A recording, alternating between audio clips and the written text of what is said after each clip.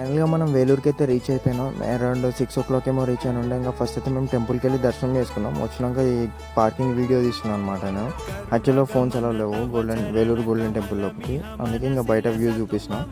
అక్కడ నుంచి మనం తిరుపతికి అయితే రీచ్ అయిపోయినాం. రీచ్ కాగానే ఫస్ట్ పోయి పార్కింగ్ గార్డ్లో వాడుకొని పొద్దున 5 ఏమో లేచి ఇంకా అల్పిరిమెట్ల దగ్గరికి వెళ్ళిపోయినాం. బ్యాగ్స్ మాకు ఏం కావాలో కొండపైకి అవి లగేజ్లో సబ్మిట్ చేసేసి ఇంకా కొండ ఎక్కడం అయితే స్టార్ట్ చేసినాం. అరౌండ్ 5:30 ఏమో స్టార్ట్ అయినాం అనమాట. ఇంకా అందరినీ గుంపుగా పంపిస్తే ఎర్లీ మార్నింగ్ కాబట్టి ఒక హాఫ్ అన్ అవర్ అట్లా వెయిట్ చేయించి పంపించుండే. ఆ నుంచి మేము మాధవ నిలయంకి వెళ్ళిపోయినాం.